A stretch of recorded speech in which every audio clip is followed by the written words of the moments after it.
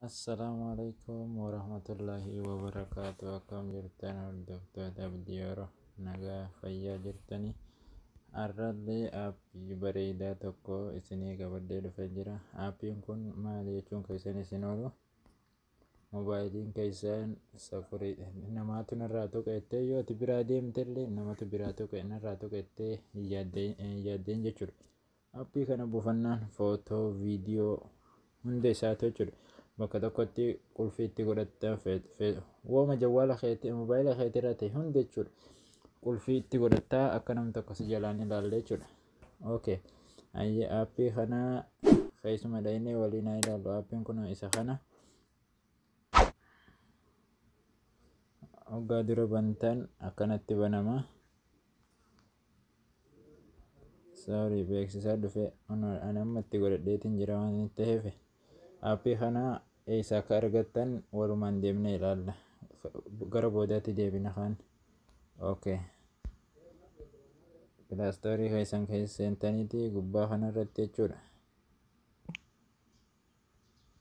Itti barreessitan. Aappiin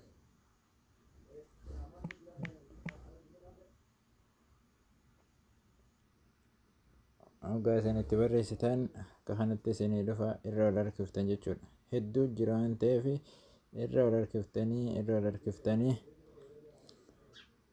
aappiin lock with password finger kan jedhu kanarratti gadhooytan jechuudha. Achi booda hono aappiin isa kana amma open goonetu waliin seennee ilaallaa jechuudha. Duraan waan hin gabbuufadheef isinis pilaastorii keessan keessa deemtanii gabbuufattanii akkaataa ittiin qulfii itti godhattan isin agarsiisa jechuudha.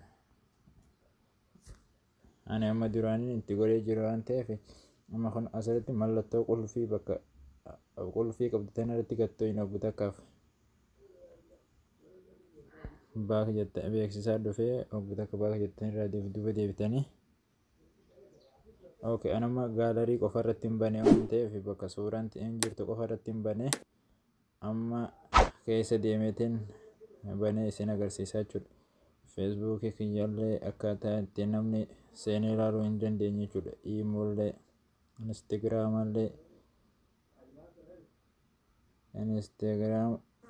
waan hunda jechuudha isin barbaachisu namaatu na jalaa mistira kiyya laalaa shakkii qabdan hunda isaatu qulfii irratti qulfii gootanii weessaappii hundum isaatu jechuudha. Amma eega akkasitti goonee finne booda irratti bannee finne booda hatta yuutuubillee hoggaa finne booda duuba irraa deebinaa jechuudha. Moobaayilallee ni qulqulleessa. Aappiin kun hedduu bareedaadha. Baatirii seevar bakka jedhu kanarratti gadhooytan. We're back in the lab and not the Sorry.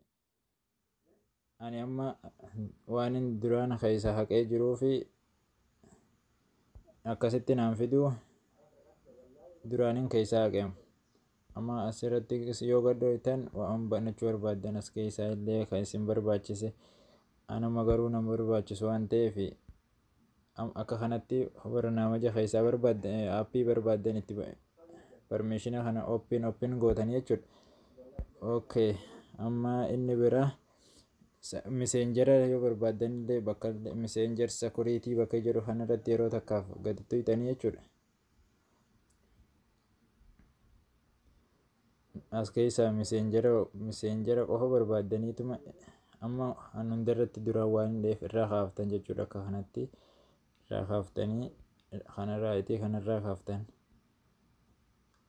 Achi booda raayitu gootu jechuudha. Kajalaa kana dhoyitanii halas open gootanii jechuudha. Asirraa as keessaa barbaaddaniiti mallattoo isaa sana jechuudha. Mallattoo aappii sana jechuudha. Open gootanii permission kana. Okay.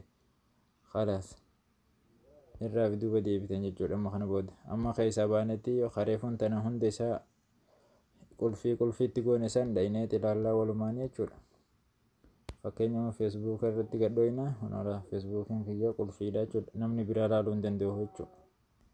Okay. Gara biraa deemnee ilaallaa. Gaalariin kiyyalleen akkasuma cufaadha jechuudha.